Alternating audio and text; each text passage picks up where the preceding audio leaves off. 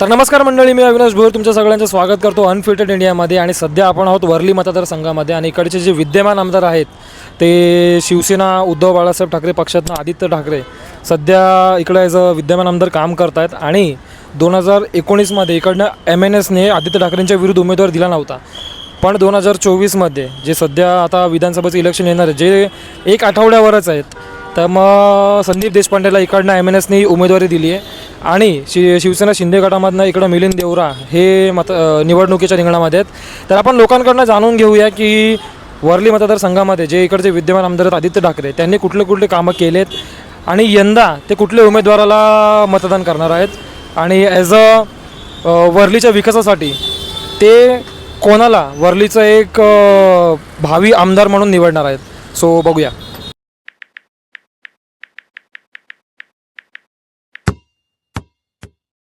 काय सांगणार दादा, सध्या वर्ली मतदारसंघामधनं कोण निवडून येऊ शकतो?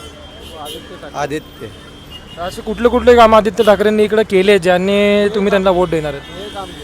त्यांचे काम आहे ना सगळे चांगले. काय कामासाठी जाते ना शिवसेना शाखाकडे, तो काय काम असं नाही की नाही होणार, सांगतो तो करून देतो. काय पण काम नसले तर तो करून देतो. पण सध्या जे MNSचे संदीप देशपांडे आणि जे शिवसेना शिंदे गटामधनं मिलिंद देवरा यांनी बोललं की इकडे विकासच झाला नाही आहे, तर मग त्यावर तुम्ही काय बोलशाल? विकास की बात क्या है, अब भी देखो यहाँ मेट्रो का काम चल रहा, आप देख रहे हो. आप पहली की रोड देखो और नवी रोड देखो. नवी रोड बन रही है शिंदे सरकार में बन रही, अब उसका काम देखो और नवी रोड का काम देखो, विकास मालूम पड़ेगा क्या है. नवी रोड पे पूरे गड्ढे और बनाने के बाद भी गड्ढे. जूनी रोड जितनी बनी पूरे सरकार में या कांग्रेस सरकार में, अभी तक वो रोड पे गड्ढे नहीं है. और नवी सरकार जब से बनी है जितनी भी रोड बन रही है सब रोड में 2 महीने के बाद में एक ना एक गड्ढा मिलना ही मिलना है. और ऐसा गड्ढा कि गाड़ी वाले को टेंशन है. तो आप ये बार आदित्य ठाकरे को वोट करने वाले? ये बार क्या हमेशा उद्धव ठाकरे को ही वोट करते हैं. ये बार क्या हमेशा हमारा उद्धव ठाकरे को ही वोट करते हैं. क्योंकि कुछ भी गवर्नमेंट का काम फंसा हुआ रहता ना, तो जैसा शाखा में जाते कुछ फॉर्म चाहिए, नगर सेवक का लेटर चाहिए या आमदार का लेटर चाहिए, तो डायरेक्ट काम हो जाता है. किसी के थ्रू जाने की ज़रूरत नहीं पड़ती. ऐसा नहीं कि धक्का देके बाहर भगा देंगे. सुनील शिंदे साहब के पास भी हम लोग जाते, साहब हमारा ऐसा ऐसा काम है, तो बिठाएंगे. फॉर्म पे क्या काम है, पेन कार्ड के लिए आइए, फॉर्म पे साइन इन करेंगे, स्टम्प मारेंगे. वो चाय पीने का ये पीने का इज्जत से, मतलब मेहमान के ऐसा नहीं है, रिस्पेक्ट देते हैं और इज्जत से हमारे को करते. दूसरे का ऐसा नहीं है हमारे इससे मिलो उससे मिलो ये करो, और दूसरे लोग के पास जाएंगे तो दूसरे लोग पहले इससे मिलो उससे मिलो, ऐसा बात होता है. ये कहते डायरेक्ट हम लोग को डायरेक्ट मिलते. आता तसं बघायला गेलं तर इथे जे पारडं भारी आहे जे ते आदित्य ठाकरेजींचंच आहे. पण आता शेवटी राजकारण असल्यामुळे आता याच्यामध्ये काहीही घडू शकतं. त्यामुळे तसं बघायला गेलं तर आदित्य ठाकरेंचं पारडं तर आहेच वजन, पण मिलिंद देवराचे पण चान्सेस आहेत इकडे येण्याचे. मग तुम्ही यंदा कोणाला मतदान करणार आहेत? आम्ही तर शिंदेसाहेब महायुतीलाच करणार आहे मतदान. तर मग महायुतीचे अशी कुठले कुठले कामं हे 2.5 वर्षामध्ये त्यांनी केले ज्यांनी तुम्ही म्हणजे तुम्हाला आवडलं आहे आणि मग तुम्ही त्यांना मतदान करणार आहेत? बघा, महायुतीचं कामाची वार्ता करायला जर केलं आपण, जर त्यांचं गतिवान कार्य बघितलं तर एका प्रकारे लाडकी बहीण योजना जी शिंदेसाहेबांनी आत्मसात करून जे लोकांपर्यंत महिलांपर्यंत पोचवली, तो एक माध्यम त्यांचा होता. दुसरी गोष्ट असं होतं की जी विकास कामं घडतात आहेत झपाट्याने जे त्यांनी हे केलेले आहेत, तर तेही कारण होऊ शकतं. आणि अजून त्यांच्याकडे बरेच प्रकारची कामं आहेत जी त्यांनी पुढे टप्प्यानुसार करायचं ठरवलेलं आहे. तर आम्हाला जरी असं वाटतं की जर महायुती आले तर ह्या कामाला जास्त गती मिळेल आणि लोकांचं त्यांना थोडंसं भरपूर फरक पडेल या गोष्टीला. आणि आता जसं लाडकी बहीण योजना वगैरे आलं आहे, तर मग महाराष्ट्रामध्ये सध्याचे जे कर्जाचा वाटा आहे तोही कुठंतरी 1%ने वाढला आहे. मग जसं लाडकी बहीण योजना आली त्याच प्रकारे तेलचे वगैरे भाव जे झाले आणि रोजचे जे नीड्स आहेत लोकांचे त्याच्यावरती पण भाव वाढला आहे. मग त्यावरती महायुतीचा कंट्रोल कसा असणार आहे? बघा, काय असतं माहिती आहे का की आता सत्ता राजकारण म्हणलं का जेलेसी जळवणूक वगैरे असतंच की बाबा ह्या पक्षाने हे काम केलं, एवढं काम केलं आहे, तर ह्या पक्षाने एवढं काम केलं आहे. तर एखादं ते अपक्षवाले असतात त्यांना ते बोलायचं असतंच, कारण ते त्यांचं ते कार्यच आहे बोलण्याचं. पण मला वाटत नाही की इकडे कर्ज वाढलं किंवा लाडकी बहीण योजनेने काही फरक पडला किंवा पैसे आपल्या लोकांच्याच खिशातनंच गेले वगैरे असं काय प्रकार आहे ते लोकांचं बोलणं आहे. यामध्ये उभाटा गटवाल्यांनी पण बरेच प्रयत्न केले, कोर्टामध्ये केसेस केल्या की असं नाही झालं पाहिजे, ही योजना चुकीची आहे, सरकारी तिजोरीतच पैसे जातात आहेत, हे वगैरे सगळं ठीक आहे, त्यांचं बोलणं ठीक आहे एक प्रकारे.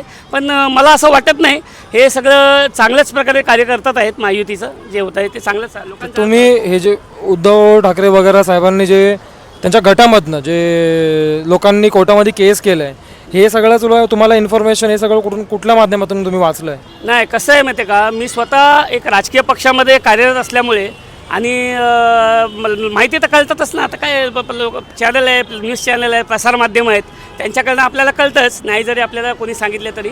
पण कसं आहे की त्यांनी जरी केसेस जरी केल्या तरी एक केस ते लोक हारलेले आहेत. आता ह्याचा ते लोकांनी आता पुढे काय ते लोक पाऊल उचलतात आहे ह्यांच्याकडे सगळेजण लक्ष केंद्रित आहे. पण मला वाटत नाही फारसं काय फरक पडणार नाही आहे. आणि ही योजना जर चालू आहे, जर तर लाडकी बहिणीने जर त्याचा फायदा झालेला आहे तर एक प्रकारे चांगल्या देशामध्ये चांगली प्रगती होते असं माझं तरी वैयक्तिक मत आहे. एक शेवटचा प्रश्न, शिवसेना कोणाची, शिंदे की ठाकरे? मी जर मनापासून बोललो तर मी तर आनंद दिघे साहेबांचा एकदम, मी बोलतो ना एकदम, ते माझे गुरुवर्यच आहेत.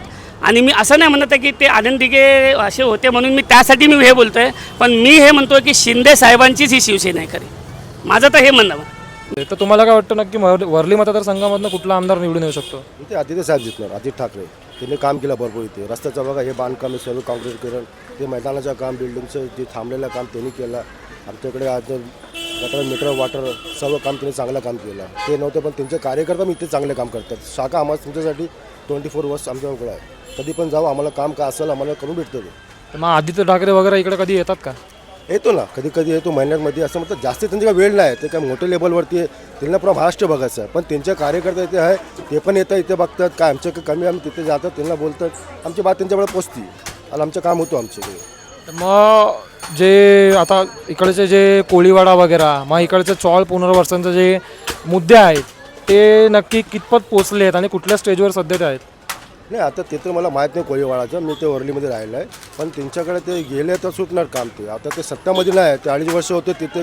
करोना काळ लागला, करोनामध्ये आमच्या 6 महिने वर्ष ते त्याच्यामध्ये गेले. तर त्यांना काम करायला समज भेटलं नाही, वेळ भेटला नाही त्यांना. आता सत्तामध्ये येणार तर काम करणार ते. आदित्य ठाकरे. का म्हणजे असं तुम्हाला काय वाटतं की आदित्य ठाकरेंनी का निवडून यायला पाहिजे आणि त्यांनी अशी काय काय कामं केलेत वर्लीमध्ये? काम तो हुआ है यहाँ पर, रोड वोड सब उनने बनाए इधर, तो काम तो हुआ है, वही आएंगे आमदार में. याच्यामध्ये बघा आता 3 पक्ष सर्वच पक्ष आपल्याला लढत आहेत.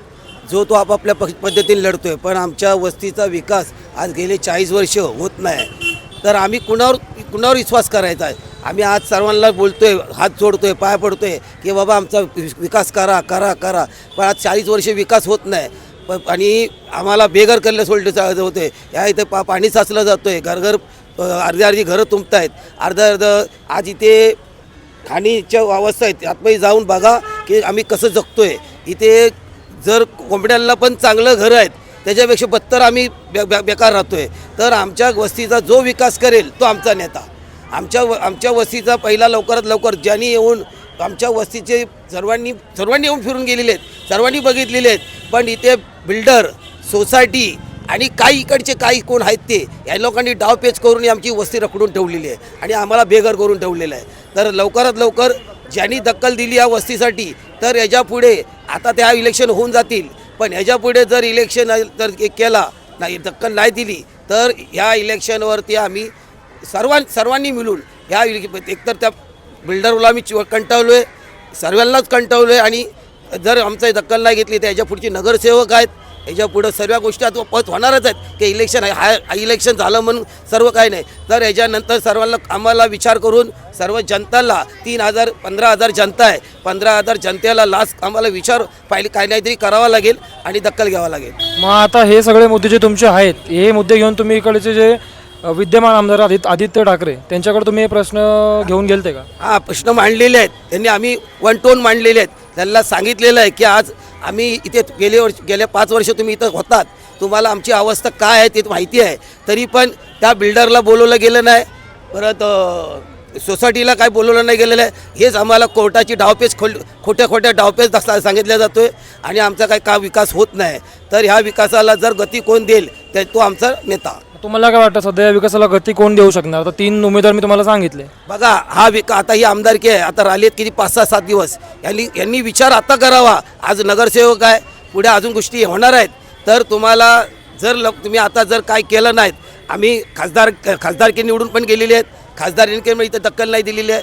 तर आता ह्याच्या पुढे या गोष्टी आता जो विचार करेल तोच आमचा नेता होईल हे आम्ही तुम्हाला पहिलाच सांगतोय.